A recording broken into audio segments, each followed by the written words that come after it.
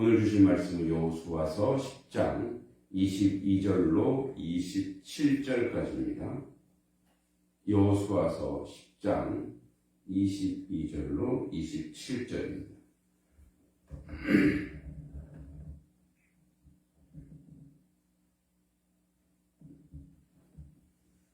같이 읽겠습니다. 여호수아 10장 22절로 27절입니다.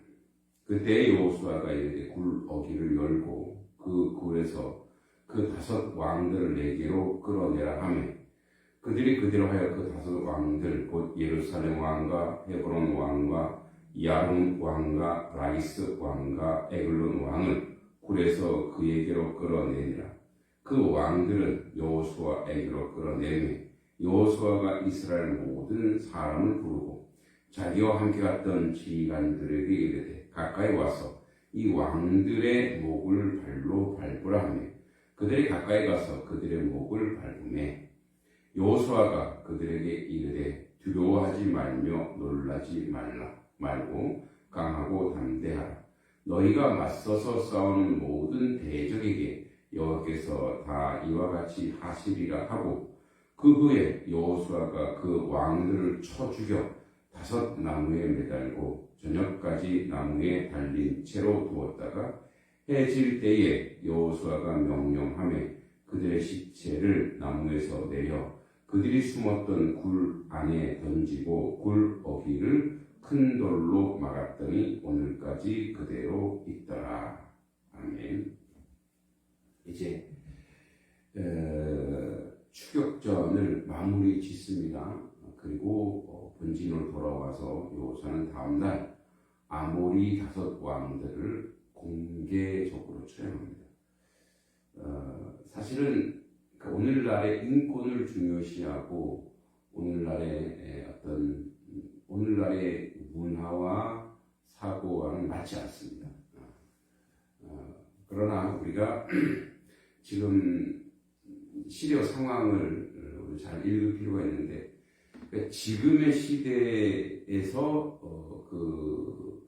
수천 년 전의 그 시대를 대입시키면 안 됩니다. 그 당시 이제 문화로 가게 되면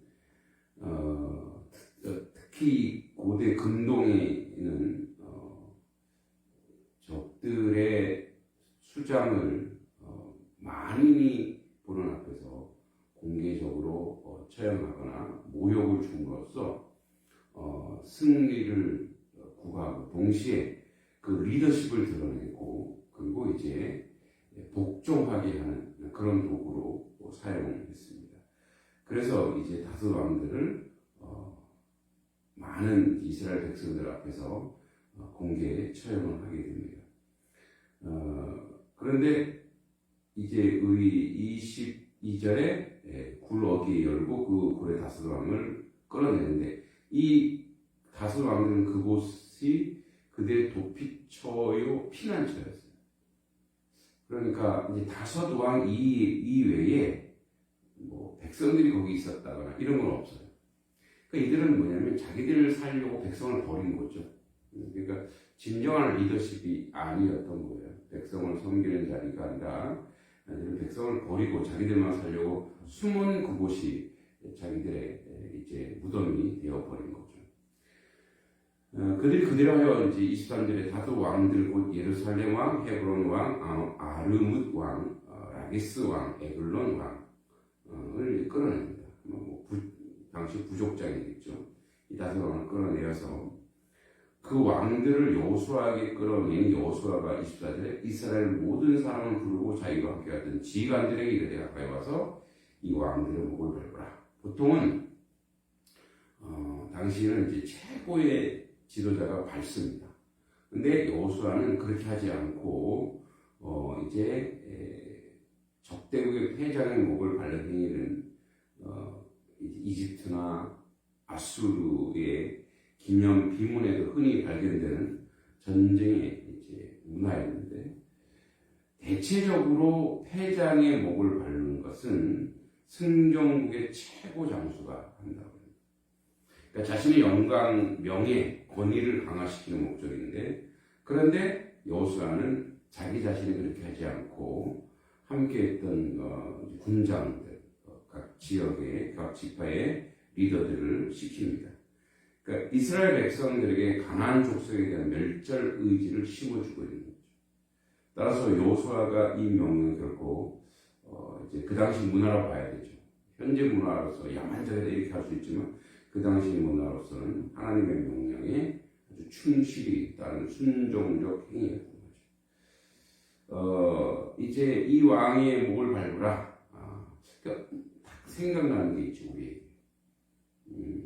바로 뱀의 머리를 이제 그리스도가 밟는 거죠. 그는 발등상만 약간 상하게 할 뿐 완전히 무너지는 거죠. 그래서 그들의 목을 발로 밟는 것은 이제 최종적으로 완전한 승리를 선포하는 겁니다. 그 땅의 모든 왕들을 더럽게 하사 시편 76편 12절에 진흙을 밟듯이 밟으시는 이사야 41장 25절. 하나님의 의로우신 심판을 이제 대행하는 겁니다. 또 이 사실은 우리가 종말론적으로 사단의 권세에 대한 그리스도의 승리, 또 그분 안에서 성도의 승리를 미리 보여주는 것이라고 할 수 있습니다. 그리스도께서 당신을 대적하는 땅의 모든 왕들 마침내 그 발등상이 되게 할 것이다. 시편 110편 1절, 빌립보서 2장 10절, 히브리서 2장 8절. 그러니까 성도들 역시 그리스도를 통하여 사단의 세력을 발로 밟게 될 것이다. 악의 세력을 그리스도 안에서 발로 밟게 될 것이다. 그러니까 궁극적으로 우리 이 여호수아의 이 가나안 전쟁을 통해서 알 수 있는 것은 뭐냐면 결국 그리스도 안에서 전능하시는 하나님 안에서 모든 것이 승리라는 거죠. 일견 패배한 것처럼 보이고 일견 무너지는 것처럼 보이고 초라한 것처럼 보이지만 결국은 궁극적으로는 우리가 이 땅 살아가는 모든 그리스도는 예수께서 승리하셨기 때문에 하나님께서 우리에게 승리를 주실 것이기 때문에 언제든지 우리는 악의 세력, 사단의 세력을 발로 밟을 수 있다는 거죠. 그래서 이제 우리에게 필요한 것이 뭐냐? 25절의 말씀입니다. 다시 한번 읽어보겠습니다. 여호수아가 그들에게 이르되 두려워하지 말며 놀라지 말고 강하고 담대하라. 너희가 맞서서 싸우는 모든 대적에게 여호와께서 다 이와 같이 하시리라 하고. 자, 요 말씀은 우리가 익숙하죠. 바로 여호수아 처음 시작했을 때 하나님께서 이제 모세의 시종 여호수아에게 시작할 때 강하고 담대하라고 한 얘기를 그 웃을 그대로 지금 여호수아가 이스라엘 백성에게 이야기하고 있는 것입니다. 자기에게 적용했던 말씀을 다시 이스라엘 백성에게 선포함으로 말미암아 우리가 가져야 될 것은 이것밖에 없다는 거죠. 우리가 두려움 그리고 이제 공포, 심리적으로 우리가 저 상대를 보고 그렇게 무서워하고 두려워하지 말라는 거예요. 왜냐하면 결국은 우리는 승리할 것이다 라는 것을. 그래서 모든 대적이 지금 발표해 있는 이 다섯 족속의 모습처럼 밟힐 것이다. 그러니까 강하고 담대하고 두려워하지 말며 놀라지 말라. 그러니까 이제 우리가 강하고 담대하라고 하는 것은 우리가 강한 존재라는 거예요. 그러니까 이미 우리가 주 안에서 강력한 존재요, 강력한 권세를 가지고 있는 존재라는 거예요. 그러니까 우리가 왜 두려워하고, 왜 놀라며, 그러니까 그들의 모습을 보고, 그들의 요새를 보고, 환경을 보고, 왜 그렇게 두려워하고 공포에 눌려 있느냐? 하나님의 백성, 하나님의 사람은 반드시 승리할 것이라는 것을 시사해 주고 있는 그런 말씀인 거죠. 그래서 가나안 정복 전쟁을 앞둔 상황에서 여호수아가 과거 하나님께로 받은 유사한 말씀을 이제 이 말씀을 기억합니다. 그래서 우리는 하나님 말씀을 계속 기억합니다. 여호수아는 이스라엘의 군장들에게 같은 격려 확신을 말하고 있습니다.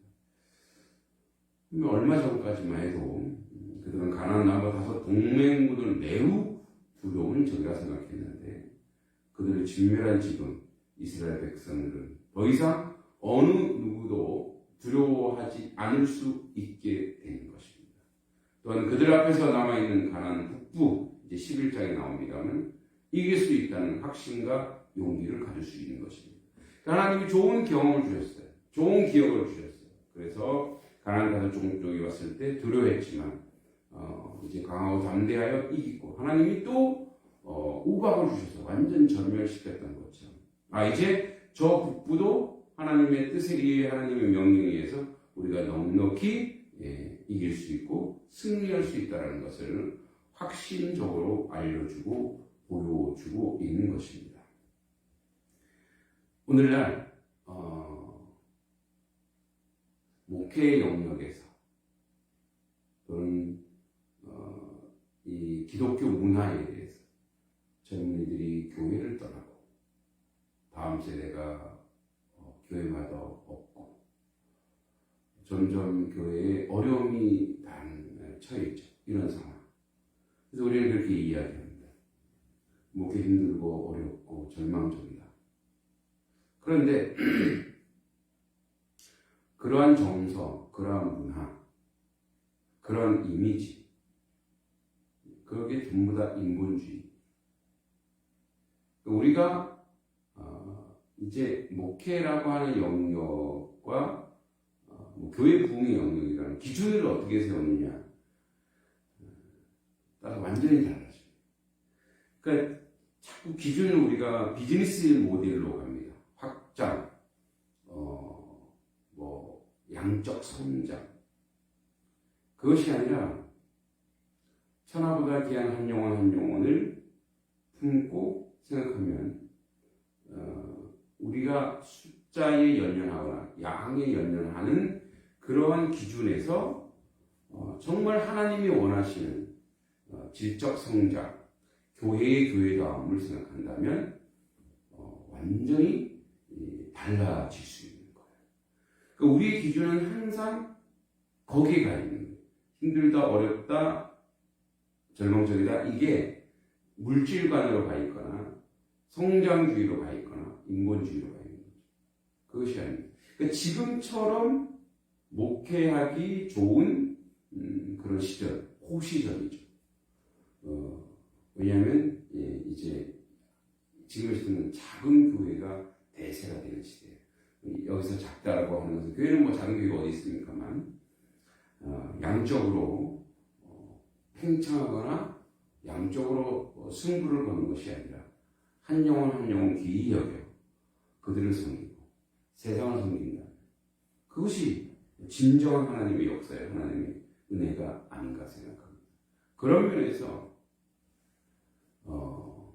어떤 면에서는 어느 시대에는 항상 하나님의 나라, 하나님의 백성이 세상을 섬길 때 가장 최고의 시절이 아닌가 생각합니다.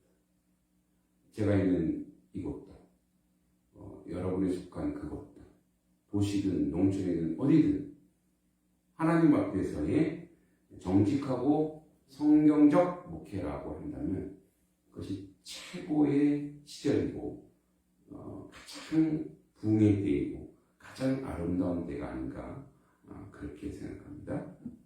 이제 오늘의 마무리인데 26절과 27절에 보면 그 후에 여호수아가 그 왕들을 쳐 죽여 다섯 나무에 매달고 저녁까지 나무에 달린 채로 두었다가 해질려 여호수아가 명령하며 그들의 시체를 나무에서 내려 그들이 숨었던 굴 안에 던지고 이제 자기들이 안전하다고 여겼던 곳이 자기들의 무덤이 되는 것이죠. 그러니까 세상에는 안전한 곳이 없어요. 오직 누구에게? 하나님께 의지해야 되죠. 굴 어귀를 큰 돌로 막았더니 오늘까지 그대로 있더라. 이렇게 되어 있습니다. 이거는 이제 정결 예식과 관련되어 있는데 신명기 21장 22절 23절에 보면 사람이 만일 죽을 죄를 범함으로 내가 그를 죽여 나무 위에 달거든. 나무 위에 다는 게 있어요. 이 땅은 신성하기 때문에, 거룩하기 때문에 땅에서 죽이지 않고 나무에 매달아 죽입니다. 그 시체를 나무 위에 밤새도록 두지 말고 당일에 장사하여 내 하나님 여호와께서 내게 기업으로 주시는 땅을 더럽히지 말라. 신명기 규례에 되어 있죠. 다른 것으로 이 아이 왕도 죽임을 당한 후에 나무에 달렸다가 해질 때 나무에 내려져 성문 어귀에 던져진 것입니다.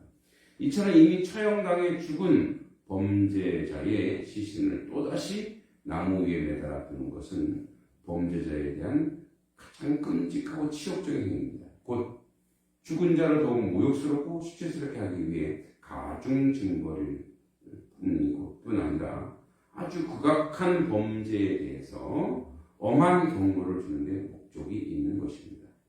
또 시신을 밤새도록 두지 말고 말로 한 것은 정결 예식에 시신은 부정한 것으로 간주되었기 때문에 이제 계속 방치될 수 없었습니다.